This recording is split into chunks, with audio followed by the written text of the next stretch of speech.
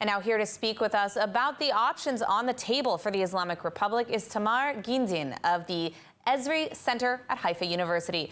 Thamar, thank you so much for joining us today. I want to start by asking you, what do you make of Trump's not so subtle threats to the Islamic Republic? I think that's what Trump does. This is how he does diplomacy lately. He just threatens everyone, and he doesn't take into consideration the psychology of the other side.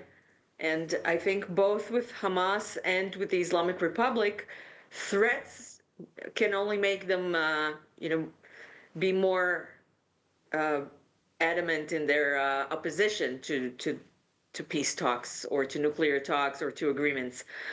What he needs is to provide them some ladder to get off the high tree that they just climbed.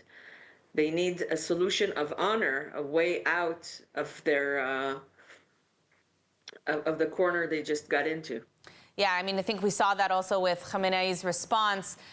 Given that response we've seen so far, the total rejection of any talks, do you expect to see the regime cave and engage in negotiations, or only if you're able to see something from the Trump administration that gives them that off route? I think that if the Trump administration, instead of threatening, comes with a peace offer, they might negotiate. The problem with the previous nuclear talks was that Obama reached a nuclear agreement. The Islamic regime had to sell it to their people as heroic flexibility, because they were under pressure not only from the people who wanted a better economy and better living, but also from the right wing.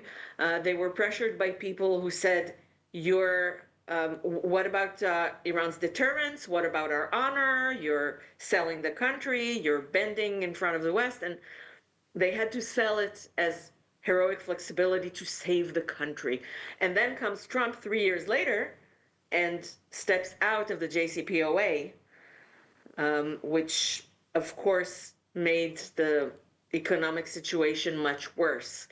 So he's to blame. And some say that the reason that the regime allowed Pezeshkian to be elected, that a president, unlike the US and other countries where the president is really the head of state, in the Islamic Republic, the president is the head of the executive branch. He executes order that he's given.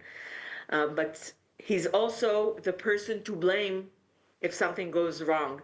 And many people said that they allowed him to get elected so they have someone to blame when things go wrong if Trump is elected, which is exactly what's happening now. Well, if there are negotiations, if they're able to get something going, some have speculated that it will merely be a tactic for the regime to sort of buy time. What is your response to this allegation? Would negotiations be something like that, or is there an actual fruitful result that we could look towards?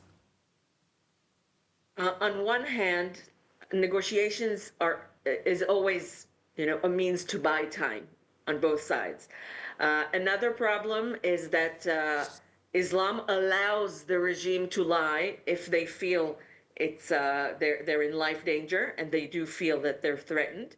So that's one problem. But the economic situation and infrastructure situation inside Iran is the worst it's been in years and decades. The blackouts, brownouts that were sometimes brownouts that in advance, and then people get calls, don't come to work today because there's no electricity, or there's no school today because there's no electricity. Universities switch to Zoom because there's no heating, but then they cancel the Zoom classes because there's no electricity.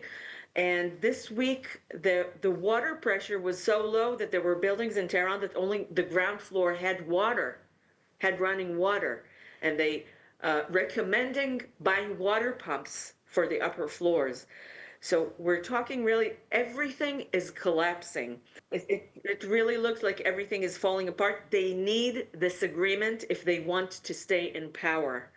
They need to give the people something. All right. Well, we will certainly be following this closely. Unfortunately, we are out of time. But of course, thank you for joining us on the broadcast today, Thamar Gindin. Thank you.